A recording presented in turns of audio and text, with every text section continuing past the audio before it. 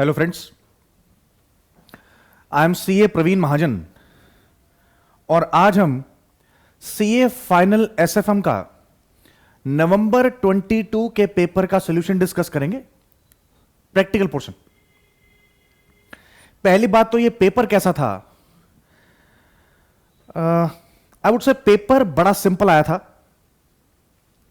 ऐसे simple paper बड़ा rarely बनते हैं, बट ये ओवर सिंपल पेपर था। मींस कुछ क्वेश्चंस तो ऐसे हैं जो कि एज इट इज इंस्टीट्यूट के मटेरियल से रिपीट होकर इसमें आए हुए, और कुछ क्वेश्चन ऐसे हैं कि जो चैप्टर्स का कोई स्पेसिफिक कंसेप्ट के अकॉर्डिंग नहीं है, वो चैप्टर्स के जनरल क्वेश्चन का ही, जनरल कंसेप्ट का ही क्वेश्चन है। मींस कोई स्पेसिफिक कंसेप्ट नहीं लगाया उसके अंदर। फॉरेक्स के अंदर या पोर्टफोलियो के अंदर जो स्पेसिफिक पार्ट है उनका कोई कंसेप्ट नहीं है। सिंपल जो है आपका नॉर्मल क्वेश्चन है। लैंग्वेज पढ़नी अगर आती है, प्रेजेंस ऑफ माइंड अगर है, तो वो क्वेश्चन आराम से हो जाएंगे। वो जब क्रिकेट खेलते हुए ऐसा होता है ना कि बॉलर जो है एक बार पप्पू बॉल डाल देता है ऊपर से, एंड बैट्समैन ये सोचता है कि पहले तो आगे ये सोचता हुआ आता है कि मैं इसको उड़ा के छक्का मारूंगा। फिर जब ज्यादा पास आता है तो डर लगता है कि ये बॉल छूट ना जाए।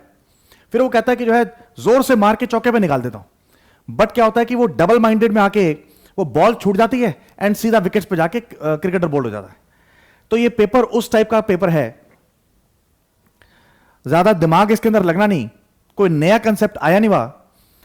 बट क्या है कि हमारी हमेशा से कंटेंशन ये रही है कि अगर पेपर आपका 120 मार्क्स का है तो 24 मार्क्स की, इंक्लूडिंग आपका ऑप्शंस, 24 मार्क्स की आपकी थ्योरी है एंड 96 मार्क्स का आपका प्रैक्टिकल पोर्शन है।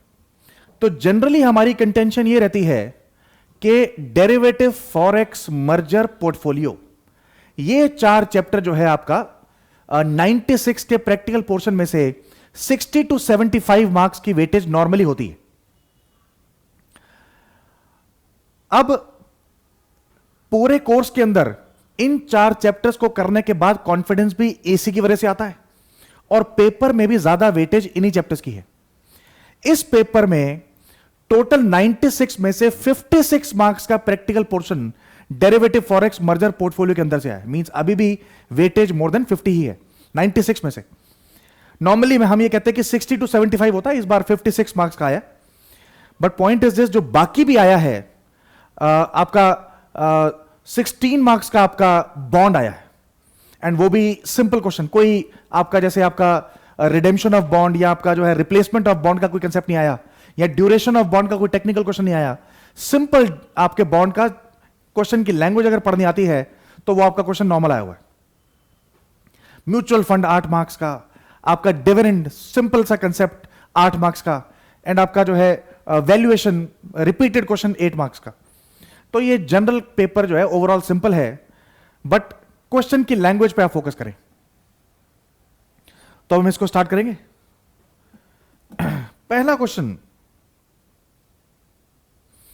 1 का A part. Alpha Limited wants to acquire Beta Limited and has offered a swap ratio of 1:2, 0.5 share for every 1 share of Beta Limited. Following information is provided. PAT दिया हुआ है, number of shares दिया हुआ है, EPS दिया हुआ है, and PE ratio दिया हुआ है, मार्केट प्राइस पर शेयर भी दिया हुआ है। Number of equity shares to be issued by Alpha Limited for acquisition of Beta Limited. 0.5 पर शेयर दे रहे हैं, 3 लाख इसमें शेयर्स 1,80,000 है, 0.5 के हिसाब से 90,000 शेयर्स आ गए। EPS of alpha limited after एक्वाइजिशन, post एक्वाइजिशन EPS, total earning divide by shares after एक्वाइजिशन। Total earnings में क्या आ जाएगा, EPS दिया हुआ है तो टोटल अर्निंग दिस, इसकी टोटल अर्निंग दिस, इसकी दोनों की टोटल अर्निंग्स को ऐड करके शेयर्स आफ्टर एक्वाइजिशन, शेयर्स 6 लाख है, 90,000 उसके बाद, तो पोस्ट एक्वाइजिशन EPS भी आ जाएगा। इक्विवेलेंट अर्निंग्स पर शेयर ऑफ बीटा लिमिटेड, ये हमने क्लास में स्पेसिफिकली डिस्कस किया हुआ है। ये सिंपल पार्ट, बट कह के मांग लिया उसने लैंग्वेज में लिख के। हम पोस्ट या इवेल्युएशन ऑफ EPS करते हैं, ये इवेल्युएशन ऑफ MPS करते हैं, उसके अंदर जो लास्ट में बीटा लिमिटेड का कंसेप्ट है वो यहां पर इसने कह के मांग लिया। मतलब इक्विवेलेंट अर्निंग्स पर शेयर ऑफ बीटा लिमिटेड देखते हैं क्या है, and expected market price per share of A Limited after acquisition if PE increases to 12 times. इसकी 10 है, इसकी 7 है, बट कहता है अब पोस्ट एक्विजिशन PE 12 है और हमसे मांग क्या रहा है, पोस्ट एक्विजिशन मार्केट प्राइस मांग रहा है, market value of merged firm shares after acquisition into post acquisition MPS. तो इसमें कोई कंसेप्ट ही नहीं है, कोई नया कोई ट्विस्ट नहीं है. तो 1,80,000 0.5 के हिसाब से 90,000 शेयर्स आ गए. टोटल अर्निंग्स 6 लाख इंटू 3 और 1,80,000 इंटू 2 डिवाइड बाय 6,90,000 3.13 पर शेयर आ गई. इक्विवेलेंट अर्निंग्स पर share of Beta limited means beta limited के एक शेयर के बदले में उसको पोस्ट एक्वाइजेशन अर्निंग्स कितनी मिल रही है. इक्विवेलेंट अर्निंग्स पर शेयर ऑफ बीटा लिमिटेड, एक शेयर के बदले में उसको अल्फा में 0.5 शेयर मिल रहा है और पोस्ट एक्वाइजेशन एमपीएस 3.13 है. तो इसका मतलब क्या है, एक शेयर के बदले में अल्फा के आधे शेयर की अर्निंग मिल रही है. तो वो क्या आ जाएगा 1.565. तो ये अपने मर्जर वाले चैप्टर के फर्स्ट पार्ट के अंदर अपने किया ही यही है, बट उसने लैंग्वेज लिख के मांग लिया. Post acquisition market price, total earnings 18 lakh plus 3,60,000 है, divided by EPS into 12, sorry total earnings into P, total ये आपकी मार्केट वैल्यू आ गई, डिवाइड बाय 6,90,000, ये मेरा पोस्ट एक्वाइजेशन मार्केट प्राइस आ गया. Market value of the merged firm post acquisition market price into shares after acquisition, ये मेरा market value of the merged firm आ गया. इसमें कोई नया कंसेप्ट है ही नहीं, सिंपल क्वेश्चन. अब वो बी पार्ट में पूछ रहा है, if you are the shareholder of Beta Limited and holding 100 shares, will you be interested to sell your stake and why. अब ये sell your stake, will you be interested to sell your stake का मतलब क्या है, means क्या मैं उसको alpha को बेचने में इंटरेस्टेड होऊंगा या क्या मैं उसको बीटा को मार्केट में बेचने में इंटरेस्टेड होऊंगा. देखिए क्या है, 100 शेयर्स पहले थे और मर्जर से पहले शेयर की वैल्यू 14 थी.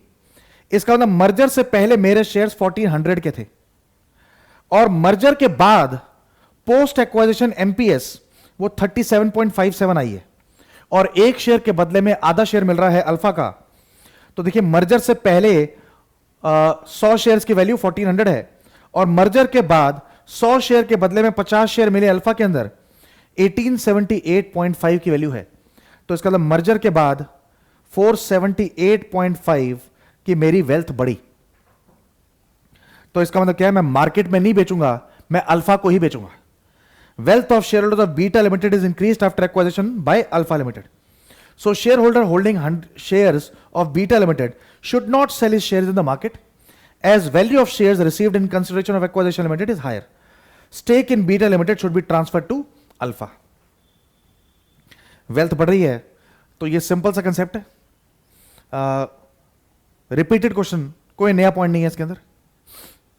क्वेश्चन 1 का बी पार्ट, वैल्यूएशन के अंदर हमने एग्जैक्टली सेम क्वेश्चन किया हुआ है. 3-4 बार एग्जैक्ट सेम क्वेश्चन पेपर के अंदर आया हुआ है और उसके 2 वेरिएंट्स और हैं, तो टोटल मिला के देखा जाए तो 10 बारी इस टाइप का क्वेश्चन आया हुआ है. तो इसके अंदर भी कोई नया कंसेप्ट नहीं है, रिपीटेड क्वेश्चन है. आपने मटेरियल के क्वेश्चन किए हुए हैं तो ये क्वेश्चन आराम से हो जाएगा. Mantra Limited is planning to buy Ajay Limited. Following information is given in respect of Ajay Limited which is expected to grow at the rate of 18% per annum for the next 3 years, after which the growth will be 8% per annum normal level in perpetuity. Means के पहले 3 साल की growth rate 18% और 4th year से परपीचुअल growth rate 8%. तो revenues दे रखे हैं, cost of goods sold दे रखा है, ऑपरेटिंग एक्सपेंसेस दे रखा है, तीनों को माइनस करेंगे ईबीआईटी आ जाएगा. कैपिटल एक्सपेंडिचर दिया हुआ है, डेप्रिसिएशन दिया हुआ है. During the growth period revenues, growth period means पहले 3 साल 18% की ग्रोथ पीरियड में revenues and EBIT will grow at 18% and capital expenditure net of depreciation will grow at 12%. तो मतलब कैपिटल एक्सपेंडिचर और डेप्रिसिएशन दोनों 12% में ग्रो कर रहे हैं. From 4th year onwards normal growth period for revenues and EBIT will grow at 8% per annum. वो पहले ही बोला हुआ है. Incremental capital expenditure will be offset by depreciation. मतलब फोर्थ ईयर से यह लाइन मोस्टली हर क्वेश्चन में होती है, capital expenditure will be set off by depreciation. During both high growth and normal growth period net working capital will be 25% of revenues. तो ये जो है 6800 का रेवेन्यू अभी है, तो अभी 6800 इंटू 25%, 1700 की वर्किंग कैपिटल अभी है। कहता है हर पीरियड के रेवेन्यू का 25% जो है वो वर्किंग कैपिटल है। Corporate tax at 30%, weighted average cost of capital for the both the companies is 15%। You are required to estimate the value of Ajay Limited. Value of firm निकालना है। हमने वैल्यूएशन के अंदर वैल्यू ऑफ फर्म पढ़ा है, value of equity पढ़ा है, but यहां पर इसने वैल्यू ऑफ फर्म बोला है using free cash flows to firm and WACC. हमें पता है कि value of firm is present value of all future free cash flows. Present value निकलेगी किस पे? डब्ल्यूएसीसी। वो क्वेश्चन के अंदर दिया हुआ 15% है। Present value of all future free cash flows, मतलब फ्री कैश फ्लोज चाहिए, जैसे ही फ्री कैश फ्लोज आ जाएंगे उनकी प्रेजेंट निकालेंगे, वो वैल्यू ऑफ फर्म आ जाएगी। और हमने वैल्यूएशन के चैप्टर के अंदर पूरा डिराइव करके पढ़ा हुआ है कि वैल्यू ऑफ फर्म या फ्री एफसीएफएफ,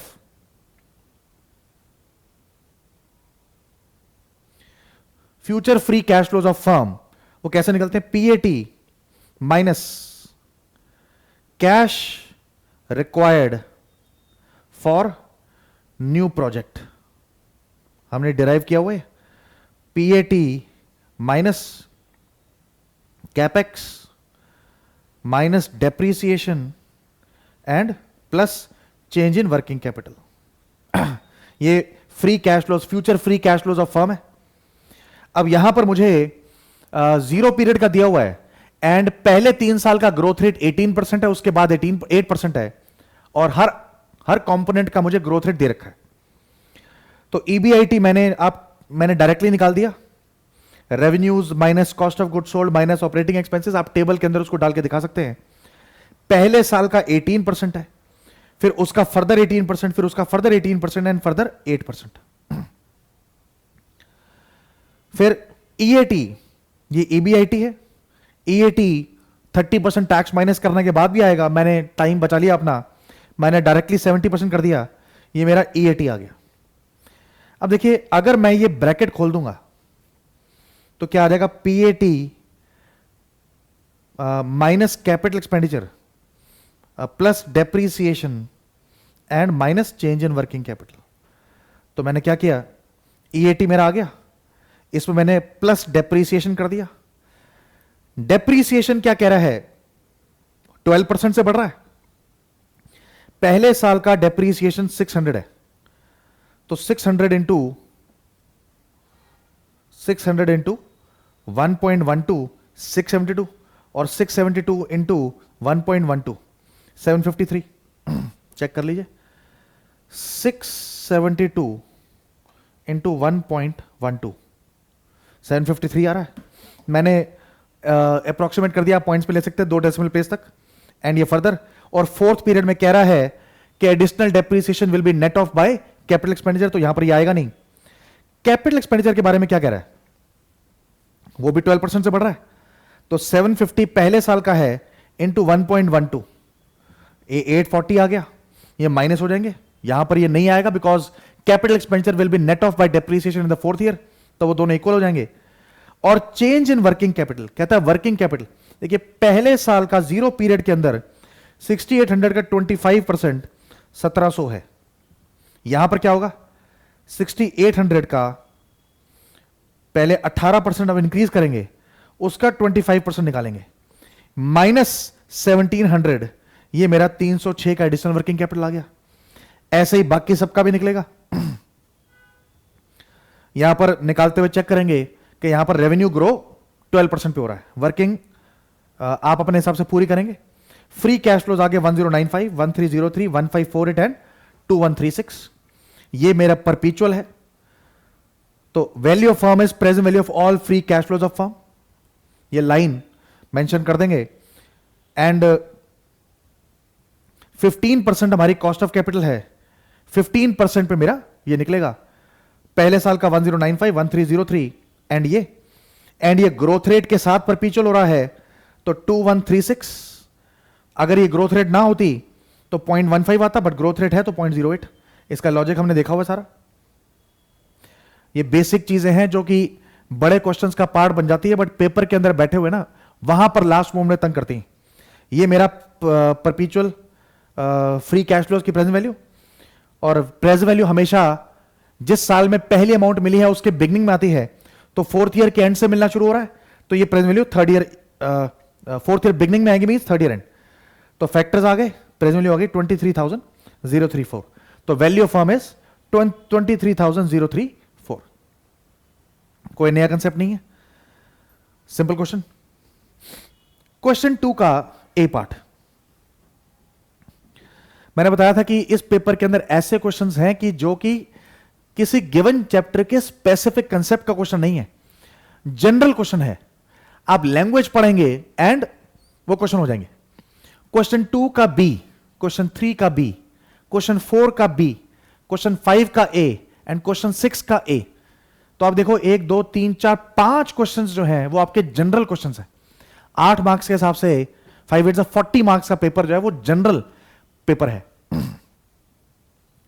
तो ये पेपर जो है ना इसलिए थोड़ा सिंपल हो जाता है, बट ये जो 5 क्वेश्चंस हैं इसको अगर थोड़ा सा तरीके से कर लें और प्रेजेंस ऑफ माइंड रखें तो ये पेपर आराम से हो जाएगा। एमएनओ लिमिटेड, ये आपका फॉरेक्स का फिशर इफेक्ट का क्वेश्चन नहीं है। MNO Limited, a company based in India, manufactures very high quality modern furniture and sells them to a small number of retail outlets in India and Nepal. It is facing a tough competition. Language लिख के question बड़ा बनाया जाता है, but हमें Fisher effect के question के अंदर ये देखना है कि इन्फ्लेशन कहां है, नॉमिनल रेट्स के दे रखे हैं कैश फ्लोज या रियल कैश फ्लोज दे रखे हैं, और हमें करना क्या है। ये अभी तो ये कह रहा है कि कंपनी इंडिया की है और नेपाल में भी काम करती। Recent studies on marketability of the product have clearly indicated that customers are now more interested in variety and choice rather than exclusivity and exceptional quality.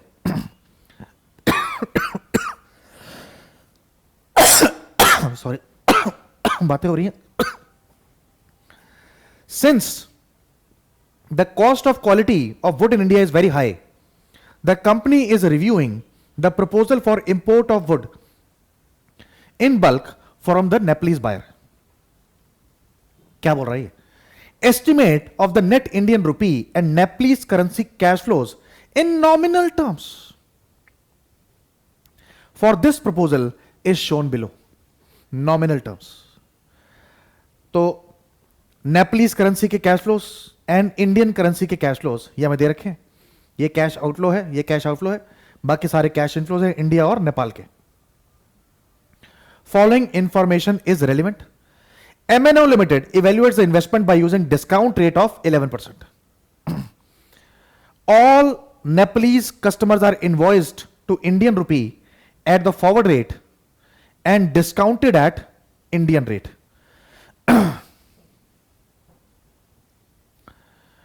Inflation rate in Nepal and India are 11% and 10% per annum respectively. Current exchange rate हमें दिया हुआ है, ये हमें दिया हुआ है। You are required to calculate NPV of the proposal. अब देखो जनरली तो क्या है, इसके अंदर क्या करना चाहिए। नेपलीज करेंसी दे रखी है और ये नॉमिनल कैश फ्लोज दे रखे, ये ईयर्स दे रखे, इन्फ्लेशन रेट हमें दिया हुआ है। तो पहले क्या करेंगे, नॉमिनल कैश फ्लो को रियल कैश फ्लो में कन्वर्ट करेंगे। तो पहले तो नेपलीज करेंसी और इंडियन करेंसी दोनों के कैश फ्लोज को इन्फ्लेशन के रेट के अकॉर्डिंग पहले रियल कैश फ्लोज में कन्वर्ट करेंगे। उसके बाद नेपलीज करेंसी के कैश फ्लोज को आप इंडियन करेंसी में कन्वर्ट करोगे बाय यूजिंग फॉरवर्ड रेट्स। मुझे स्पॉट रेट दे रखा है, इन्फ्लेशन रेट दे रखे हैं, तो मेरे फॉरवर्ड रेट निकल जाएंगे। तो जो मेरे पास क्या आ गया, इंडियन करेंसी के रियल कैश फ्लोज हैं, नेपलीज करेंसी के रियल कैश फ्लोज को मैंने फॉरवर्ड रेट्स निकाल के उसको इंडियन करेंसी में कन्वर्ट कर लिया। अब मेरे पास कैश आउटफ्लो इंडियन करेंसी में, कैश इनफ्लोज इंडियन करेंसी में, एंड मेरा काम हो जाएगा।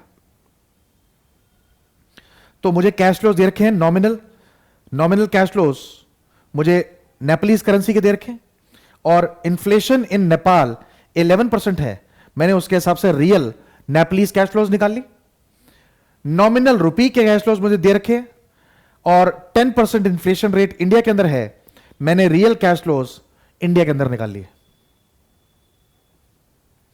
अब फॉरवर्ड रेट्स कैसे निकलते हैं? S A by B into 1 plus I A, 1 plus purchase parity का कंसेप्ट है, उसके बेसिस पे मैंने फॉरवर्ड रेट निकाल लिए।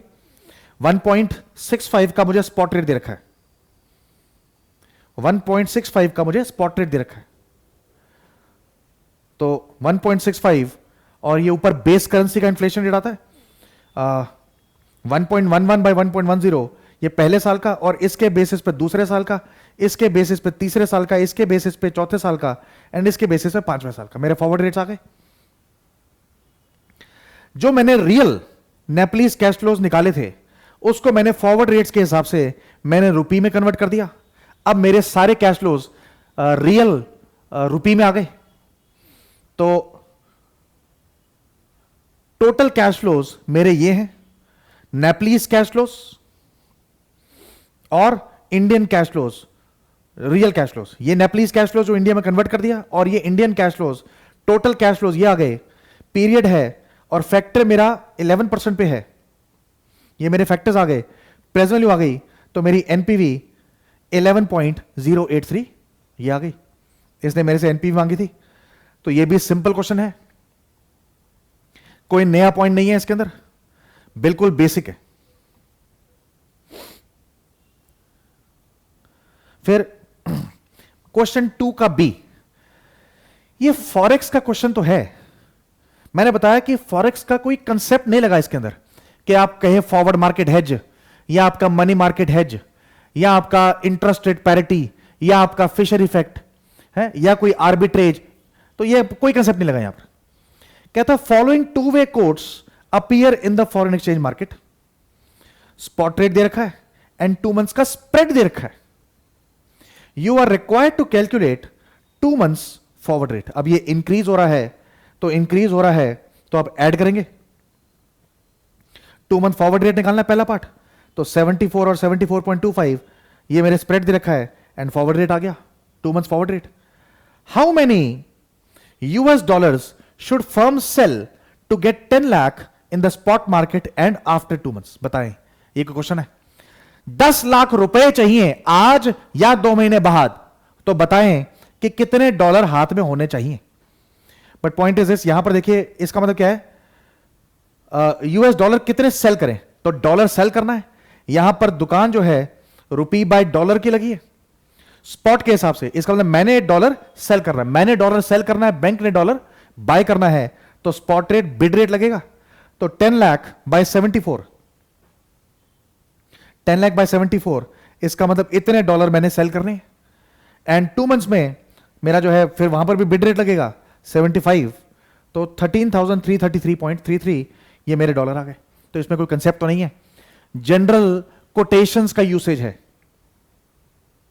सी पार्ट के अंदर कह रहा है how many rupees in the firm required to pay to obtain $80,000। अब आपने डॉलर बाय करने हैं स्पॉट में एंड 2 मंथ्स में।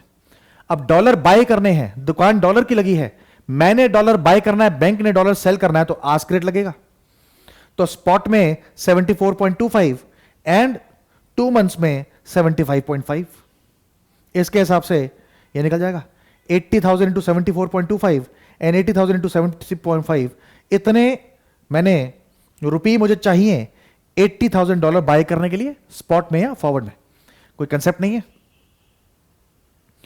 Assume firm has $27,600 in current account, earning no interest. ROE on rupee investment is 10% per annum. Should the firm encash the US dollar now or after 2 months? Means अगर 27,600 को spot में रुपी में convert कर लेता है तो उसको 10% पर एनम का इंटरेस्ट मिलेगा। इसके बाद रुपए हाथ में कितने होंगे? पहली ऑप्शन ये, या 27,600 को 2 मंथ्स फॉरवर्ड रेट पे ही कन्वर्ट करें। अब इन दोनों में से जो कैश फ्लो ज्यादा होंगे वो आप करेंगे। ये भी सिंपल, कोई इसमें कोई कंसेप्ट नहीं है। कैश इन एंड डॉलर 27 है, रेट ऑफ इंटरेस्ट 10% है।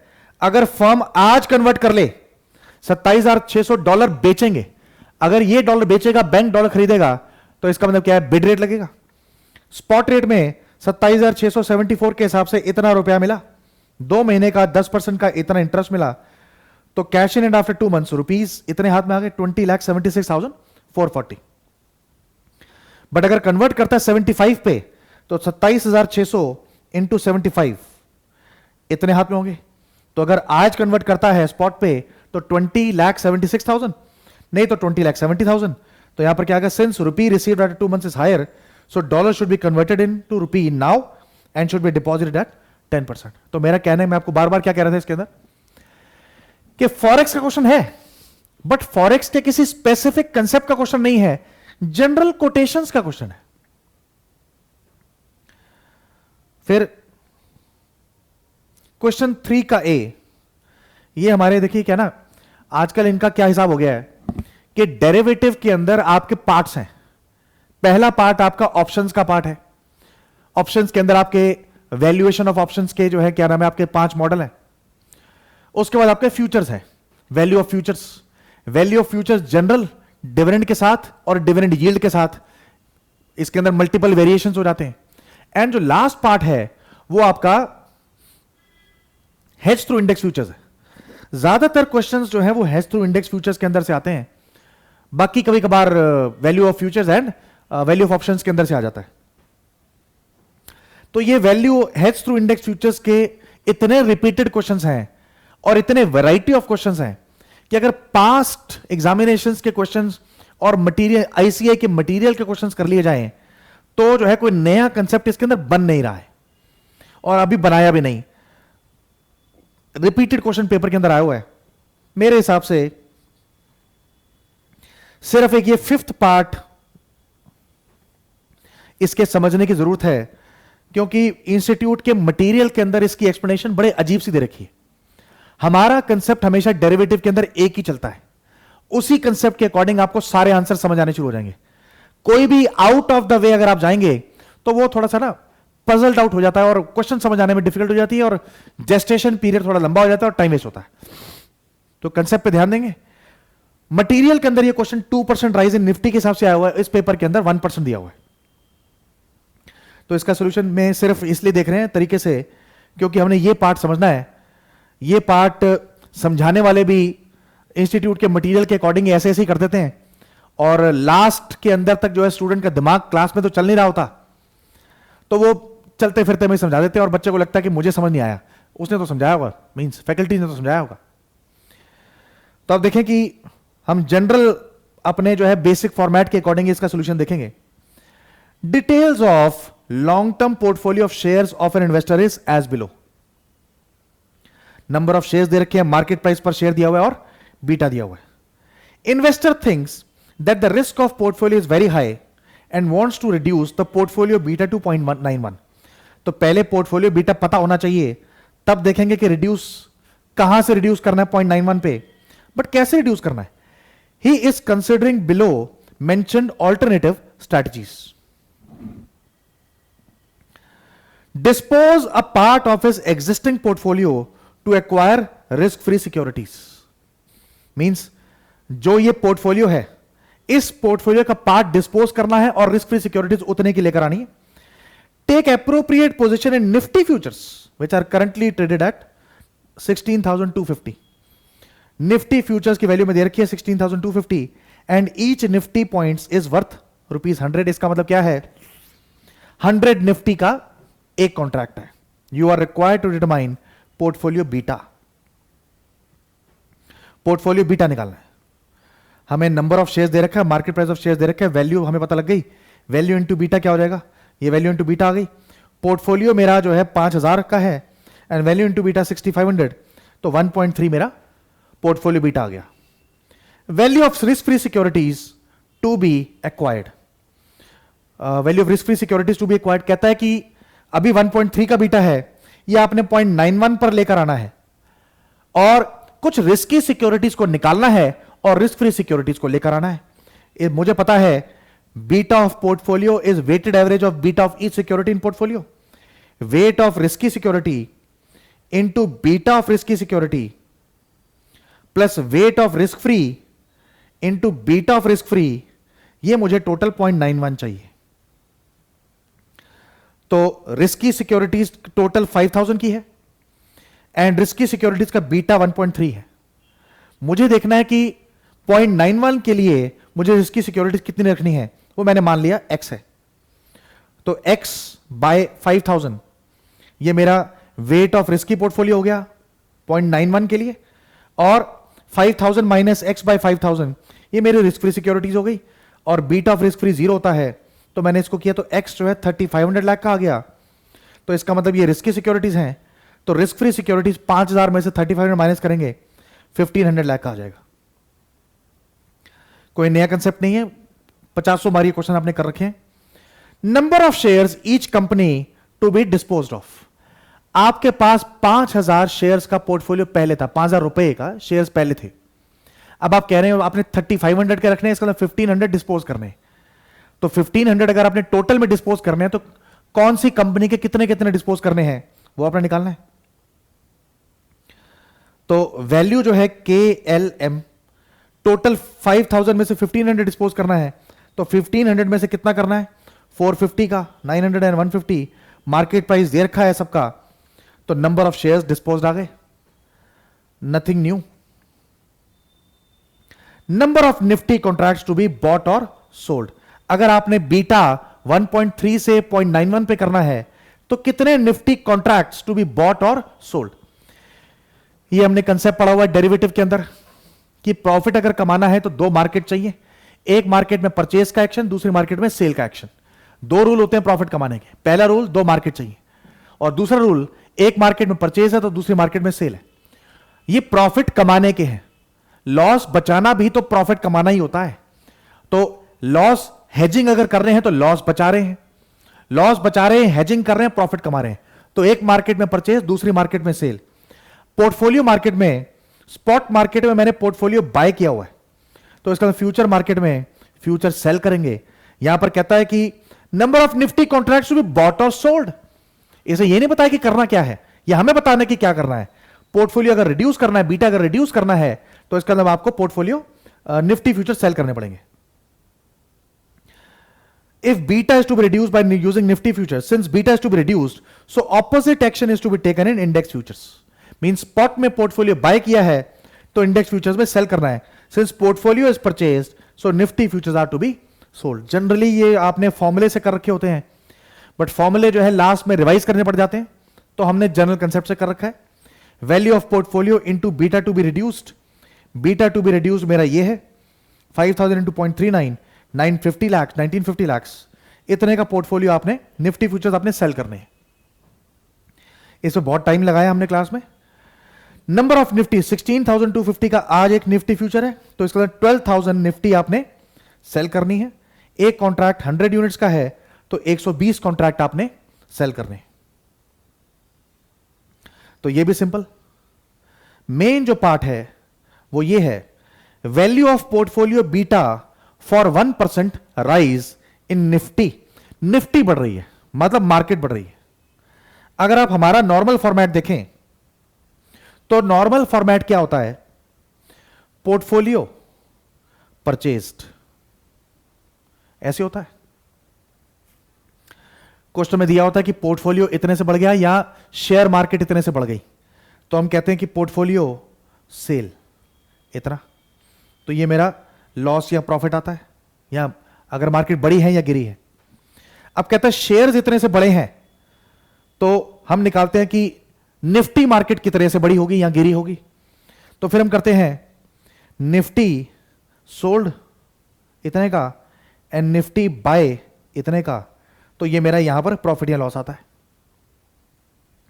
अब वो मेरे से पूछ रहा है कि पोर्टफोलियो बीटा बताओ अगर निफ्टी 1% राइज हो गई है. निफ्टी मतलब मार्केट 1% राइज हुई है. अगर मार्केट 1% राइज हुई है तो पोर्टफोलियो कितना परसेंट राइज होगा, हमने यह निकालना है.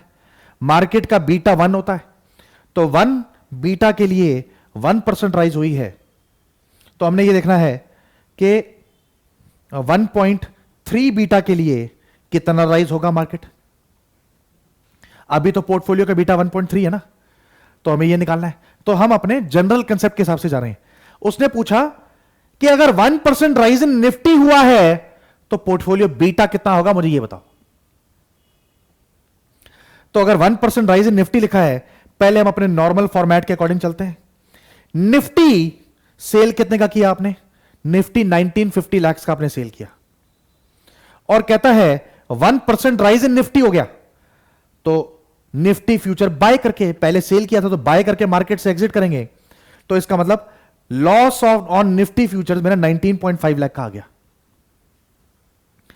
अब मार्केट अगर 1% से राइज हुई है तो पोर्टफोलियो कितने से राइज होगा? तो मार्केट बीटा 1 है और चेंज इन निफ्टी 1% है, पोर्टफोलियो बीटा 1.3 है, तो change in value of portfolio 1.3% आ गया। करंट पोर्टफोलियो 5000 लाख का है, तो change in value of portfolio 1.3% बड़ा है, तो ये क्या आ जाएगा? 5065 लाख। अब आप ये देखें, यहां पर टोटल पोर्टफोलियो मेरा 5065 लाख का है और निफ्टी में 19.5, यहां तक तो मेरा नॉर्मल फॉर्मेट चल रहा है, ठीक है। बट उसने मेरे से मांगा है वैल्यू ऑफ बीटा। 5065 का मेरा पोर्टफोलियो है क्योंकि मेरा 1.3% से बढ़ गया है, और निफ्टी में मेरा 19.5 लाख का लॉस है। इसका मतलब क्या? नेट ऑफ अगर करेंगे तो मेरा पोर्टफोलियो कितने का बचा? 45.5 लाख, इतने का मेरा पोर्टफोलियो बचा। परसेंटेज चेंज इन पोर्टफोलियो 45.5 का चेंज है, 5000 का मेरा पोर्टफोलियो है, तो 0.91% चेंज है। तो percentage change in portfolio by percentage change in market, यही तो मेरा बीटा होता है। Percentage change in share upon percentage change in market, ये मेरा बीटा होता है। तो बीटा ऑफ पोर्टफोलियो मेरा 0.91 आ गया। आप देख रहे हैं बेसिकली क्या है, ये उसने मुझे वेरीफाई करने के लिए बोल दिया, और वेरिफिकेशन हमने क्लास में अलग से 50 बार कर रखा है। तो इंस्टीट्यूट के ज्यादा क्वेश्चंस के अंदर वेरिफिकेशन है नहीं, बट हमने क्लास में 5-6 क्वेश्चंस के अंदर किया है, तो ये वेरिफिकेशन का ही कंसेप्ट है। तो हमने इसको यहां तक तो हमने अपने नॉर्मल फॉर्मेट के हिसाब से किया है। अब उसने वैल्यू ऑफ बीटा मांगा है। बीटा क्या होता है? Change in percentage change in share upon percentage change in market. Percentage change in share यहां पर है नहीं, पोर्टफोलियो है, तो percentage change in portfolio by percentage change in market. मेरा पोर्टफोलियो 5065 लाख का है और पूरे एक्शन की वजह से 19.5 लाख का लॉस आ गया। नेट पोर्टफोलियो मेरा 45.5 का बचा, 45.5 का चेंज है। Percentage change in portfolio upon percentage change in market 1% change हुआ है, तो ये मेरा वैल्यू ऑफ बीटा आ गया। मटेरियल के क्वेश्चन भी इसी कंसेप्ट के हिसाब से आप करें तो रटना नहीं पड़ेगा, नहीं तो नॉर्मली आप रट रहे हैं इस चीज को। ये हमारा सिंपल सा क्वेश्चन है, रिपीटेड क्वेश्चन है, क्वेश्चन 3 का ए। अब नेक्स्ट क्वेश्चन 3 का बी। क्वेश्चन 3 का बी, ये पोर्टफोलियो बैलेंसिंग का कंसेप्ट है, बट यहां पर भी क्या है, जनरल क्वेश्चन है, लैंग्वेज की बात हो रही है। लैंग्वेज समझ लेंगे तो क्वेश्चन हो जाएगा। तो पोर्टफोलियो बैलेंसिंग के हाई फाई कंसेप्ट नहीं पूछे इसके अंदर। Miss Shrinidhi is learning the portfolio management techniques and wants to test one of the techniques she has developed on KIFS equity fund and compares the gains and losses from the technique with those from the Pacific buy and hold strategy. कहता है कि she has developed, she wants to test one of the techniques of portfolio balancing and उसने एक technique develop की है, उसको compare करना है बाय एंड होल्ड स्ट्रेटजी से। The KIFS equity fund consists of equities only and the ending NAVs of the fund she constructed for the last 10 months, ये मुझे NAVs दे रखी है last 10 months की। Sridhi has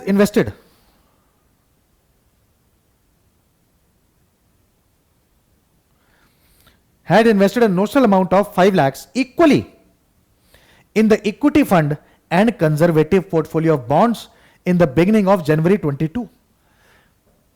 इसकी technique क्या है कि जो पोर्टफोलियो है 50% उसके अंदर इक्विटी में डालना है और 50% बॉन्ड में डालना है।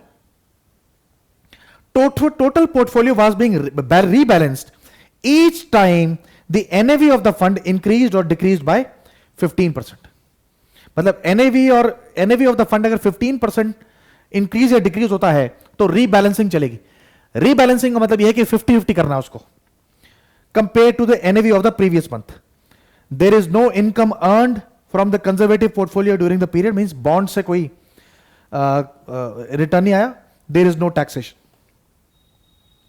You are required to determine the value of the portfolio for each level of the NAV following the constant ratio plan. Constant ratio plan means 50% equity और 50% आपने बॉन्ड में डालना है।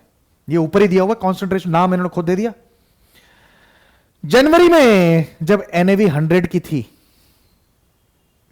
टोटल पोर्टफोलियो मेरा 5 लाख का था, जिसमें से 50% मैंने बॉन्ड में डाला और 50% इक्विटी में डाला, जो कि मैंने म्यूचुअल फंड के यूनिट्स परचेज किए। एनएवी 100 की थी तो 2,50,000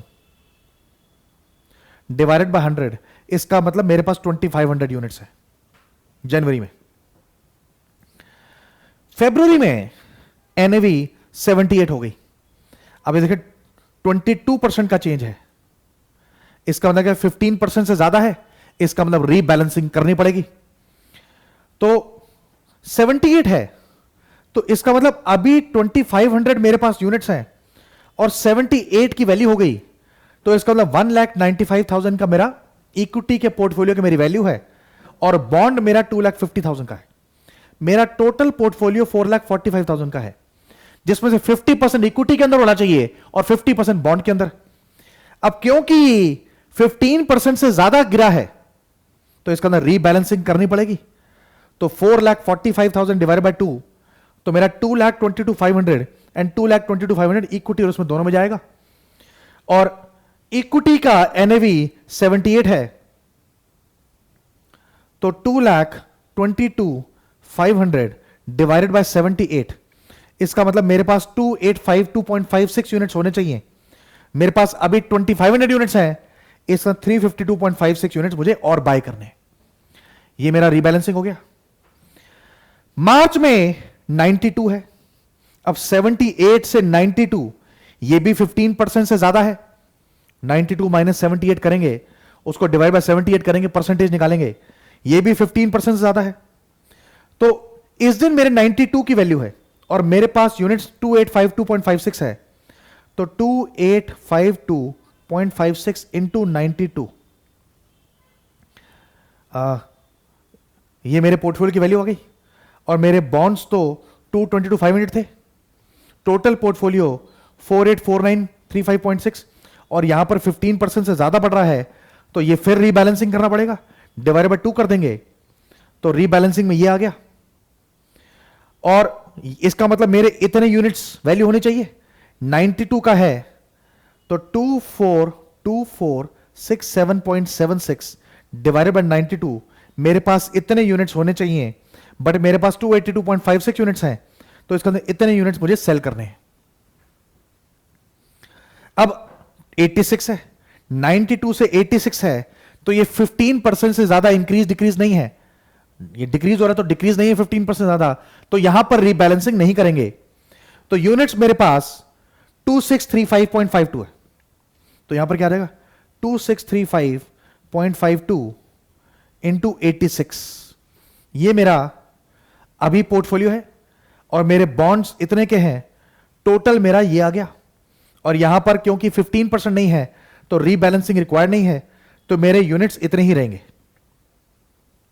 मई में 102 हो गया, तो 86 से 102 ये दोबारा 15% से ज्यादा इंक्रीज कर गया।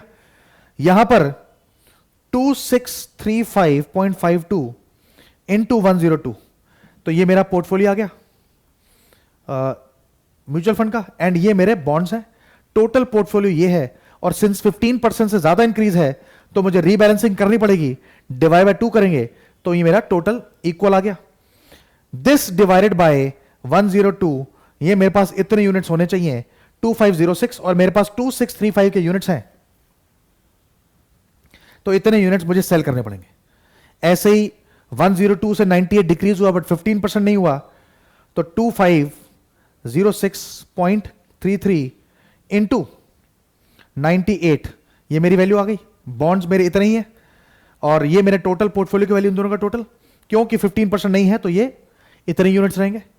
98 से 100 सिर्फ 2 इंक्रीज हुआ तो 15% नहीं है, तो ये भी ऐसे ही, इसमें कोई ऐसे हमारा पूरा बन गया। एंड सिमिलरली हमारा अगस्त सितंबर रीबैलेंसिंग यहां पर आएगा, अक्टूबर। टोटल मेरा पोर्टफोलियो की वैल्यू, अगर मैंने पोर्टफोलियो रीबैलेंसिंग के हिसाब से किया तो ये मेरा आएगा पोर्टफोलियो की वैल्यू। मेरे पास एंड में इतने यूनिट्स है। उसने पूछा क्या है, value of portfolio for each level of NAV. Each level of NAV के लिए मेरी वैल्यू ऑफ पोर्टफोलियो ये आ गई total, and whether there are any errors in this technique developed by Srinidhi, if so briefly explain। तो इसमें कोई error नहीं है। एरर कैसे होगा, it is better to follow constant portfolio technique, मतलब 50-50 method of portfolio rebalancing as a value of portfolio 556 है इसके अंदर। और अगर बाय एंड होल्ड स्ट्रैटेजी रखते हैं तो स्टार्टिंग में 2,50,000 थे, 2500 यूनिट्स था, आखिर में एनएवी 120 की है, तो 25 इंटू 120, तो टोटल मेरे पोर्टफोलियो की वैल्यू 5,50,000 आ गई। तो यहां पर क्या है, पोर्टफोलियो रीबैलेंसिंग में 556 है और यहां पर 550 है। अब यहां पर जो है 550 से इंक्रीज हो रहा है, तो इसमें कोई एरर तो है नहीं। तो 50-50 वाली पॉलिसी आपको अडॉप्ट करनी चाहिए, ये हमारा आंसर है। Right A short on money market hedging. क्या क्वेश्चन पूछ रहे हैं थ्योरी के? क्वेश्चन अब ये देखिए, क्वेश्चन 3 का बी, क्वेश्चन 2 का बी भी ऐसा ही था, जनरल क्वेश्चन। क्वेश्चन 3 का बी भी आपका नॉर्मल जो क्वेश्चन कह रहा है उसके हिसाब से आपने करना है, तो ये भी हो गया। क्वेश्चन 4 का ए, म्यूचुअल फंड्स का सिंपल क्वेश्चन है। वेरिएंस ऑफ मार्केट, आपको म्यूचुअल फंड ए के 3 साल के रिटर्न, म्यूचुअल फंड बी के 3 साल के रिटर्न, म्यूचुअल फंड सी के 3 साल के रिटर्न दिए हुए, कोरिलेशन दिया हुआ है मार्केट एंड म्यूचुअल फंड का, ये कोरिलेशन है। वेरिएंस ऑफ मार्केट दिया हुआ है एंड आरएफ दिया हुआ है 7%। You are required to rank the mutual fund using Sharpe ratio and Trainer ratio. R minus RF upon standard deviation Sharpe ratio, R minus RF upon beta, ये मेरी trainer ratio. तो इसका मतलब यहां पर मुझे क्या चाहिए, स्टैंडर्ड डिविएशन एंड बीटा चाहिए तीनों म्यूचुअल फंड्स का। तो स्टैंडर्ड डिविएशन, ये मैंने ए बी एंड सी का टेबल बनाया, and standard deviation of A, standard deviation of B and standard deviation of C. Standard deviation पता है, कोरिलेशन पता है, स्टैंडर्ड डिविएशन ऑफ, यहां पर मुझे वेरिएंस ऑफ मार्केट भी दिया हुआ है, वेरिएंस ऑफ मार्केट दिया हुआ है। तो बीटा क्या होता है, correlation between security and market, standard deviation of security upon standard deviation of market. मुझे वेरिएंस ऑफ मार्केट पता है, स्टैंडर्ड डिविएशन ऑफ मार्केट निकल जाएगा, उसके हिसाब से मेरा बीटा ऑफ सिक्योरिटी भी आ गया। तो तीनों के स्टैंडर्ड डिविएशन और तीनों के बीटा आ गए, तो ये R M minus R F upon standard करके शार्प निकल गई और ट्रेनर निकल गई बीटा के हिसाब से, एंड तीनों की रैंकिंग आ गई। लेबोरियस क्वेश्चन है, टाइम लगता है, बट कंसेप्ट नहीं है क्वेश्चन के अंदर। क्वेश्चन 4 का ए हमारा 8 मार्क्स गारंटीड। क्वेश्चन 4 का B, Messrs Siri Limited has a surplus amount of rupees 3 crores to invest and has shortlisted following securities। मैंने कहा 4th का बी भी चैप्टर का क्वेश्चन तो है, बट ये जनरल क्वेश्चन है। देखने में कितना बड़ा क्वेश्चन लग रहा है, 8 मार्क्स का क्वेश्चन है, बट इस क्वेश्चन के अंदर कुछ है नहीं। 3 करोड़ इन्वेस्ट किए हैं एंड ये आपने सिक्योरिटीज देखी। If Messrs Siri invest an equal amount in all securities, what is the beta of the portfolio? या तो अब सबको इक्वल है तो सारे बीटास को ऐड करके डिवाइडेड बाय 5 कर दो। यहां 1 2 3 4 5 है, 50%, क्या नाम है, 1/5 सब में हो रहा है 20%, तो 20% ऑफ एवरीथिंग, ये आपका पोर्टफोलियो बीटा आ जाएगा। If Messrs Siri Limited invest 15% of its investment in S, इसमें 15%, पी में 15%, 10%, इन सी लिमिटेड 15% ही है, पी में 15 एंड 10% इन सी एंड 10% इन सी। 3 करोड़ में से 15%, 15% और 10%, तो कितना हो गया 30, 40%, 60% बचा। इस 30% के में है, 30% डी में है। और इस केस में what is the beta of the portfolio, आपका दोबारा वेटेड एवरेज बीटा निकल जाएगा। If the expected return of the market portfolio is 12% RM, ये एक पॉइंट है। मार्केट पोर्टफोलियो का रिटर्न, मेरा पोर्टफोलियो ये है, मार्केट का पोर्टफोलियो का रिटर्न 12% है at a beta 1, what will be the portfolios expected return in both the situations given above. यहां पर मुझे आरएफ तो दे नहीं रखा। If the expected return of the market portfolio is 12%, what will be the portfolio के expected return in both the situations, इन दोनों situations के अंदर। पहली बात तो फर्स्ट पार्ट देखें, इक्वल वेटेज है 20% तो यहां पर 0.98 का बीटा आ गया, और यहां पर 15% एस के अंदर और 15% पी के अंदर, और उसके हिसाब से मेरा क्या नाम है वेटेड बीटा 1.155 आ गया। अब कहता है थर्ड पार्ट के अंदर, कह रहा है कि पहले दोनों पार्ट के अंदर आप ये बताओ कि अगर मार्केट का रिटर्न आरएम है और ये 1 है, तो ये बताएंगे कि पोर्टफोलियो का रिटर्न कितना आएगा। यहां पर आरएफ मुझे दिया नहीं हुआ, तो RF plus beta RM minus RF करते, बट यहां पर आरएफ दे नहीं हुआ, तो मैं जनरल ये ले रहा हूं कि 1 बीटा के लिए मार्केट का रिटर्न 12 है, तो पॉइंट, हाँ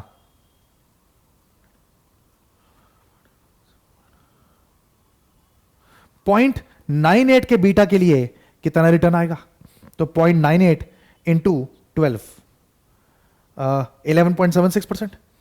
एंड एक मिनट,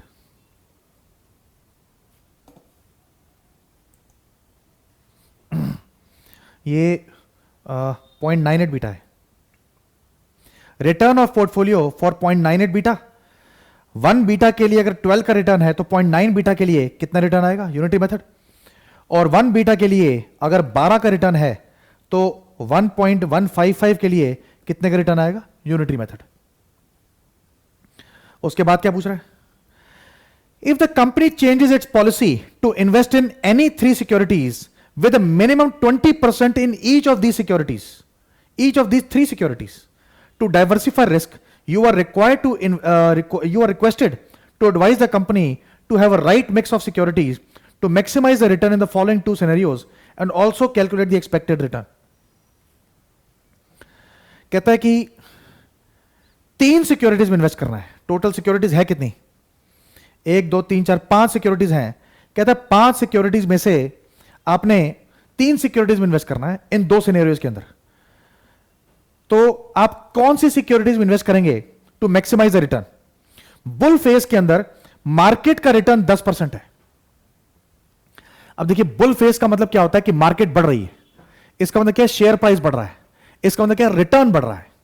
तो अगर मार्केट का रिटर्न बढ़ रहा है तो सिक्योरिटी, उन सिक्योरिटीज का रिटर्न मार्केट के रिटर्न से ज्यादा बढ़ेगा जिन केसेस के अंदर पोर्टफोलियो का शेयर्स का बीटा 1 से ज्यादा है।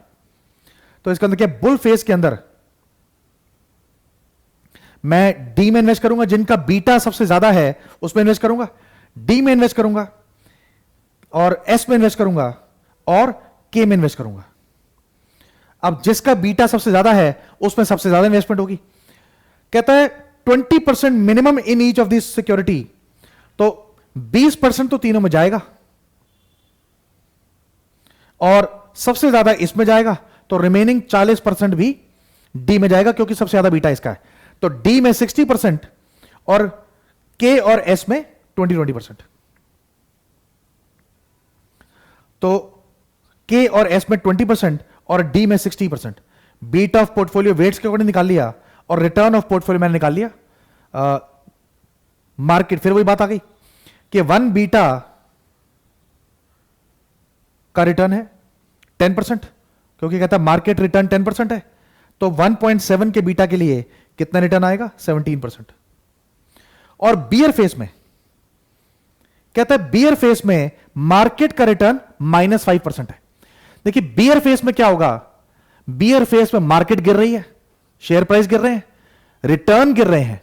तो इसका मतलब क्या है, रिटर्न अगर मार्केट के गिर रहे हैं तो सिक्योरिटी के भी गिर रहे होंगे। तो उन शेयर्स में इन्वेस्टमेंट करनी है कि मार्केट के रिटर्न का, मार्केट के गिरने का ज्यादा इंपैक्ट सिक्योरिटी पे ना पड़े। तो इसका मतलब क्या है, जिन सिक्योरिटीज का बीटा मार्केट से कम है, 1 से कम है, उन सिक्योरिटीज में इन्वेस्टमेंट करेंगे। तो जिस सिक्योरिटी के अंदर जिस सिक्योरिटी का सबसे बीटा कम है उसके अंदर सबसे ज्यादा इन्वेस्टमेंट होगी। तो यहां पर बीटा सबसे कम पी का है, पी का, एंड फिर सी का एंड के का। सबसे कम पी का है तो 60% यहां पर और 20-20 यहां पर। तो पी में बियर फेस के अंदर पी सी के में जाएगा। पी में आपका 60% और सी और के में 20-20%। तो यहां पर मेरा बीटा ऑफ पोर्टफोलियो ये आ गया और मार्केट का रिटर्न यहां पर ये है, तो 0.5 इंटू 1.4 माइनस 0.07, ये मेरा रिटर्न आ गया। तो उसने क्या है, उसने पूछा कि किन सिक्योरिटीज में इन्वेस्ट करना चाहिए टू मैक्सिमाइज द रिटर्न। हमने बता दिया बुल फेज और बियर फेज के अंदर किन किन सिक्योरिटीज में इन्वेस्ट करना चाहिए। अब देखिए यहां पर भी पोर्टफोलियो का कोई कंसेप्ट नहीं लग रहा है। उसने कहा ये मेरे पोर्टफोलियो शेयर्स हैं, ये मेरा बीटा है, इक्वल इन्वेस्ट करना है, बताओ बीटा क्या होगा, वेटेड एवरेज। सिमिलरली वेट उसने चेंज कर दिया, फिर से वेटेड एवरेज बीटा। तो इसमें कोई स्पेसिफिक कंसेप्ट जो पोर्टफोलियो का है वो नहीं है। जो हमने क्वेश्चन की लैंग्वेज में लिखा हुआ है वो हमने अप्लाई कर दिया, क्वेश्चन उसके अकॉर्डिंग हो गया। क्वेश्चन 5 का A, following is information relating to return of the shares of 3 different companies. A B C का 18, 19, 20, 21, 4 साल का हमें रिटर्न दे रखा है। Construct maximum number of portfolio and it's return if each portfolio consists of only 2 companies share in the proportion of 65% and 35%, and suggest which portfolio provides highest return। तो ये भी portfolio का क्वेश्चन है। तो जो पीछे क्वेश्चन आया ये भी पोर्टफोलियो का जनरल क्वेश्चन है, और क्वेश्चन 5 का ए ये भी जो है क्वेश्चन जो है वो जनरल क्वेश्चन है। कहता है 2 सिक्योरिटीज में इन्वेस्टमेंट करनी है, एक में 65%, एक में 35%। बताओ कौन सी 2 सिक्योरिटीज में इन्वेस्ट करें जिसमें रिटर्न सबसे ज्यादा आएगा। तो आप देखो पहले एवरेज रिटर्न ए का एक्सपेक्टेड रिटर्न, बी का एक्सपेक्टेड रिटर्न, सी का हमने निकाला, तीनों का रिटर्न आ गया। अब पहले ए और बी, फिर बी और सी, फिर सी और ए, फिर पहले ए में 65%, बी में 35%, फिर ए में 35%, बी में 65%, फिर बी और सी, बी में 65%, सी में 35%, फिर बी में 35%, सी में 65%, 4 पोर्टफोलियो हो गए। फिर सी एंड ए में 65%, सी में 35%, फिर ए में 35% और सी में 65%, ऐसे हमारे 6 पोर्टफोलियो बन जाएंगे। और 65 और 35 के हिसाब से पहले ए में 65 और 35, फिर बी में 65 और ए में 35। इसके हिसाब से रिटर्न 7.25, 7.975, ऐसे हमने 6 पोर्टफोलियोज का रिटर्न निकाला। सबसे हाईएस्ट रिटर्न 7.5, 7.9, 8.85, 9.15, 7.875 एंड 8.625। तो इसका मतलब यहां सबसे हाईएस्ट रिटर्न 9.15 के अंदर आ रहा है। पोर्टफोलियो 4 जिसके अंदर सी के अंदर 65 है और बी के अंदर 35 है, सी के अंदर 65, बी के अंदर 35, ये हाईएस्ट रिटर्न यील्ड करेगा। तो पोर्टफोलियो का कोई कंसेप्ट नहीं है और पहले कभी ये चीज हुई भी नहीं है। तो ये जनरल जो क्वेश्चन के अंदर लिखा वो हमने कर दिया। Calculate the portfolio return and beta if mister x invest 65,000 in A Limited, having beta of 0.45, 20,000 in B, having beta of this, and 15,000 in C having beta of this, तो weight दे दिया और बीटा दे दिया, portfolio beta निकल जाएगा and इसी wait के हिसाब से पोर्टफोलियो रिटर्न निकल जाएगा। तो वैल्यू दे रखी है, बीटा दे रखा है, वेटेड बीटा निकल गया and beta of portfolio, sorry beta of portfolio आ गया और रिटर्न ऑफ पोर्टफोलियो वेट्स के हिसाब से मेरा ये आ गया। तो इसमें कुछ है ही नहीं, कोई हमारा capital market line, CML, SML, CAPM, कोई कंसेप्ट नहीं लग रहा हमारा। सिंपल जो क्वेश्चन के अंदर बोला हुआ है वो हमने कर दिया, तो कोई कंसेप्ट नहीं है इसके अंदर। नेक्स्ट क्वेश्चन 5 का बी, ये भी हमारा जो है बॉन्ड का सिंपल क्वेश्चन है। Following information was extracted from the books of messrs Murgan Limited. Face value of bond दिया हुआ है, कूपन रेट ऑफ इंटरेस्ट दिया हुआ है, टाइम पीरियड ऑफ मेच्योरिटी दिया हुआ है, interest payment annual, principal payment maturity पे, कन्वर्जन रेशो मतलब एक बॉन्ड पे 30 शेयर्स मिल रहे हैं, current market price of share दिया हुआ है 55, market price of convertible bond दिया हुआ है 1725। It can issue plain bonds without conversion option at interest rate of 10.5%, present value दे रखी है 10.5% पे। अब ये हमारा सिंपल सा कंसेप्ट है, मैंने स्पेसिफिकली ये जो फॉर्मूले आप रटते हो इनके लॉजिक के हिसाब से मैंने पूरा जो है फॉर्मूलेज मैंने यूट्यूब पे अलग लेक्चर दे रखा है, इसका 20-25 मिनट्स का लेक्चर है जिसके अंदर इनके फॉर्मूलेज का लॉजिक दे रखा है, रटने की जरूरत नहीं है formulas. Straight value of the bond intrinsic value होता है, इंट्रिंसिक वैल्यू होता है present value of all future cash flows, interest और प्रिंसिपल की प्रेजेंट वैल्यू निकालेंगे, present value of interest and present value of redemption value 10.5% पे, ये मेरा straight value of the bond आ गया। सेकंड है conversion value of the bond. Bond को अगर शेयर्स में कन्वर्ट करेंगे तो शेयर्स के अंदर मार्केट प्राइस के हिसाब से बॉन्ड को शेयर्स में कन्वर्ट करेंगे तो एक बॉन्ड के 30 शेयर्स मिलते हैं और मार्केट प्राइस 55 है, तो 1650 मेरा conversion value of the bond आ गया। कन्वर्जन प्रीमियम, शेयर्स जो दे रहे हैं उसका मार्केट प्राइस 1650 है, बट मेरे से उस बॉन्ड का प्राइस 1725 ले रहा है, तो इसका मतलब मुझसे ज्यादा पैसे ले रहे हैं। कितने पैसे एक्स्ट्रा ले रहे हैं? 4.55% एक्स्ट्रा ले रहे हैं। फॉर्मुलेज का लॉजिक मैंने एक्सप्लेन किया हुआ सारा। Conversion parity price, conversion parity price का मतलब क्या होता है कि वैसे मार्केट प्राइस ऑफ शेयर 55 है, बट बॉन्ड जो है 1725 का कह रहे हैं। कहता है कि एक शेयर के बदले में एक बॉन्ड के बदले में 30 शेयर मिलेंगे, तो इसका मतलब क्या है, मार्केट प्राइस ऑफ बॉन्ड के हिसाब से मेरा पैरिटी प्राइस शेयर का क्या आ रहा है 57.5। इसका मतलब क्या है, मार्केट प्राइस जो शेयर मुझे दिया जा रहा है उसका प्राइस 55 है, बट बॉन्ड जो मेरे को बेच रहे हैं उसके हिसाब से शेयर का प्राइस 57.5 है, तो मेरे से ₹2.5 पर शेयर एक्स्ट्रा ले रहे हैं। कन्वर्जन प्रीमियम इसके हिसाब से भी निकल सकता है। परसेंटेज ऑफ डाउनसाइड रिस्क का मतलब क्या होता है, 1725 का मार्केट प्राइस ऑफ बॉन्ड है और intrinsic value of the bond हमने 937.56 निकाली है। इसका मतलब परसेंटेज ऑफ डाउनसाइड रिस्क मेरा 83.99% है।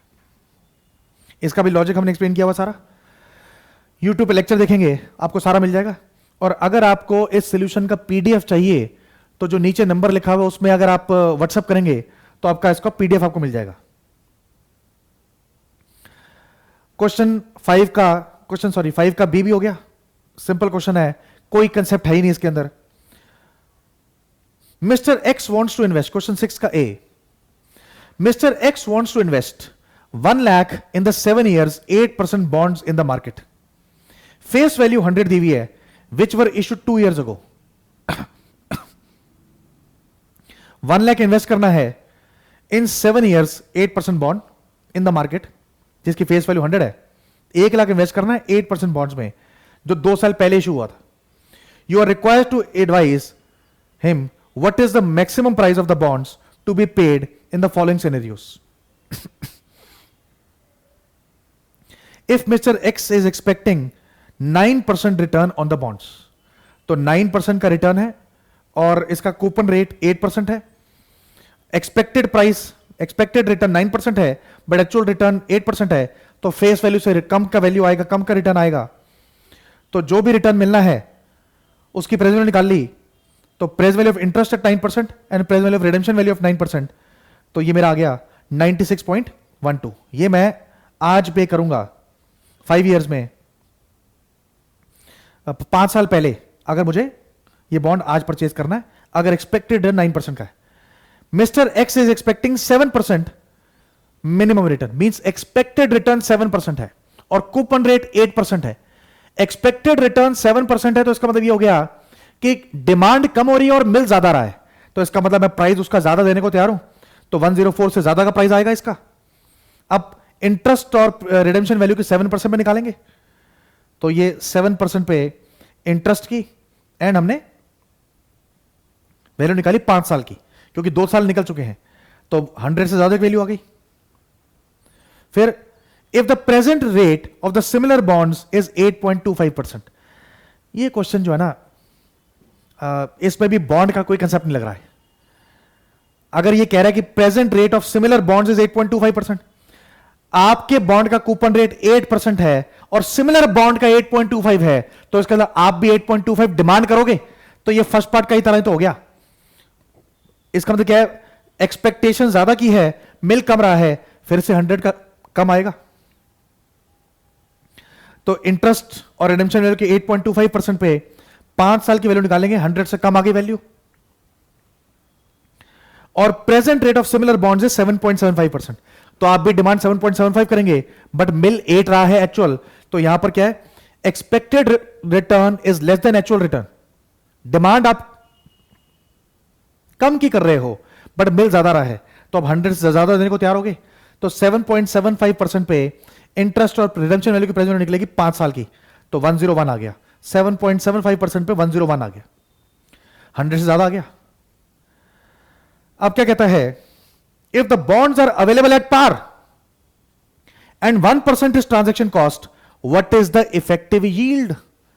इसका मतलब bonds are available at par 100 और 1% ट्रांजेक्शन कॉस्ट है, तो ₹1 आप ट्रांजेक्शन कॉस्ट दोगे, इसका मतलब 101। तो अब पूछ रहे इफेक्टिव यील्ड क्या होगा। इफेक्टिव यील्ड क्या होता है, आईआरआर। आईआरआर क्या होता है, जिस रेट पे present value of all future cash flows, interest और रिडेम्पशन वैल्यू, जिस रेट पे present value of all future cash flows है 0 पीरियड के बराबर आ जाए, वो मेरा इफेक्टिव यील्ड होता है, आईआरआर होता है। और यहां पर क्या है, 101 किस रेट पे आया हुआ है, वो मुझसे पहले निकालवा लिया है। तो इसका मतलब क्या है, if the bond is available at par and 1% in transaction cost, then cost of the purchase price of the bond is 101। Effective yield is a rate at which present value of all future cash flows is equal to 101, और present value of interest और present value of redemption value 7.75% पे 101 आता है। तो इसका मतलब क्या है, present value of all future cash flows 7.75% आ गया, इफेक्टिव यील्ड 7.75% आ गई। Find the number of days required to break even transaction cost if the bonds are available at par and 2% is a transaction cost। 100 रुपए bond है और 2 रुपए की transaction cost है। कहता है कितने साल लगेंगे या कितने डेज लगेंगे ब्रेक इवन अचीव करने के लिए। अब देखिए 8% पूरे साल में मिलता है, जो कि 365 दिन का है, तो 2 रुपए कितने टाइम में मिलेंगे। अगर 8 365 दिन में मिल रहा है तो 2 कितने दिन में मिलेंगे, तो 2/8 इंटू 365। अगर आप साल के अंदर 365 दिन ले रहे हैं, नहीं अगर आप 360 लेते हैं तो इंटू 360 आ जाएगा, क्वेश्चन के अंदर दिया नहीं हुआ है, तो 91.25 डेज, 91 डेज भी कह सकते हैं। तो ये जो है सिंपल क्वेश्चन, बॉन्ड का कोई कंसेप्ट नहीं लग रहा है इसके अंदर, जनरल कंसेप्ट है बॉन्ड का, कोई स्पेसिफिक कंसेप्ट नहीं लग रहा है। हमने इतनी सारी चीजें पढ़ी हैं, बॉन्ड जो है सिंपल चैप्टर नहीं है। एंड लास्ट क्वेश्चन हमारा 6th का B sorry, Mr. X submitted the following data। Total assets दे रखे हैं, लायबिलिटीज दे रखा है, नेट इनकम दे रखी है, डिविडेंड पेड दे रखा है एंड सेल्स दे रखा है। Mr. X wants to know what extent sales can be increased without going for the additional borrowings by using sustainable growth rate concept। कितनी सेल्स इंक्रीज की जा सकती है एडिशनल बोरोइंग्स किए बगैर। By using sustainable growth rate. देखिए भाई साहब क्या है, सस्टेनेबल ग्रोथ रेट का कंसेप्ट ही यही है, एसजीआर का कंसेप्ट ही ये है कि कितनी हम ग्रोथ कर सकते हैं, कितनी ग्रोथ कर सकते हैं विदाउट एडिशनल कैपिटल, चाहे इक्विटी से चाहे बोरिंग से, विदाउट एडिशनल कैपिटल हम कितनी ग्रोथ कर सकते हैं। ग्रोथ सेल्स में होती है, तो उसने यही पूछ लिया, तो अल्टीमेटली जो मुझे ग्रोथ रेट निकालना है और सेल्स निकालनी। सस्टेनेबल ग्रोथ रेट क्या होता है, बी इंटू आर। बी होती है रिटेंशन रेशो और आर होता है return on equity. Dividend paid 4.5 है और इनकम 12 की है, तो डीपी रेशो आ गई 4.5 बाय 12। तो रिटेंशन रेशो क्या आ जाएगी, 1 minus 4.5 by 12। And return on equity क्या है, PAT by equity. Net income 12 है और इक्विटी क्या है, एसेट्स दे रखे हैं 250 के और लायबिलिटीज दे रखी हैं 220 की, तो इक्विटी 30 की हो गई। तो यहां पर आ गया 12 बाय 30, तो 25% की मेरी सस्टेनेबल ग्रोथ रेट है। तो इंक्रीज इन सेल्स 25 की है, तो टोटल सेल्स 125 की हो गई, जिसमें आप 125 तक की सेल्स इंक्रीज कर सकते हैं विदाउट रेजिंग एडिशनल कैपिटल। तो अब देखें जो है कोई इसमें भी कोई कंसेप्ट नहीं है। तो ओवरऑल ये पेपर बड़ा सिंपल था। फॉरेक्स के क्वेश्चन में, पोर्टफोलियो के क्वेश्चन के अंदर, बॉन्ड के क्वेश्चन के अंदर, या ये जो डिविडेंड का जो है या वैल्यूएशन का आप कह लो, सस्टेनेबल ग्रोथ रेट का, ये 4-5 क्वेश्चन ऐसे हैं जो चैप्टर्स के तो हैं, बट चैप्टर्स का कोई स्पेसिफिक कंसेप्ट नहीं लग रहा, जनरली क्वेश्चन चल रहा है, जो लैंग्वेज के अंदर कह रहा है वो आपने कर दिया। तो ये ओवरऑल क्वेश्चन बड़ा सिंपल था पेपर। इसके अंदर अच्छे नंबर आने चाहिए। बस आप ये ध्यान रखिए कि derivative forex merger portfolio SFM subject के अंदर होल्ड अगर करना है तो ये 4 चैप्टर आपको अच्छे से आना चाहिए। और पेपर के अंदर भी इसके अंदर जो है वेटेज काफी अच्छी होती है। आप देखिए इसके अंदर 96 का जो प्रैक्टिकल पोर्शन है ऑप्शंस मिला के, 96 में से 56 मार्क्स का डेरिवेटिव फॉरेक्स मर्जर पोर्टफोलियो में से है। और जनरली 60 to 75 मार्क्स, 96 में से 60 to 75 marks derivative forex merger portfolio में से आता है। ये तो मैं सिर्फ प्रैक्टिकल की बात कर रहा हूं, थ्योरी अलग है। तो इन 4 चैप्टर्स की वेटेज काफी ज्यादा हो जाती है, इनको आप ठीक से करें। और काफी लेंदी चैप्टर्स हैं, कुछ ऐसे टॉपिक्स निकाल लें जो लास्ट डे रिवाइज ना करने पड़े, जैसे मनी मार्केट हेज है, इंटरेस्ट रेट स्वैप्स है। ये ऐसे टॉपिक्स हैं जो आप पहले इस तरह से पढ़ लेंगे कि लास्ट में आपको रिवाइज नहीं करना पड़ेगा। इससे हमारा लास्ट डे का टाइम बचता है और मेरा पूरा कोर्स रिवाइज हो सकता है। ये हमारी स्ट्रैटेजी रहनी चाहिए। जिस तरीके से आप पढ़ते हैं उसी तरीके से आप रिवाइज भी करते हैं। इन चीजों को ध्यान रखते हुए अब रिजल्ट की वेट करेंगे। Thank you.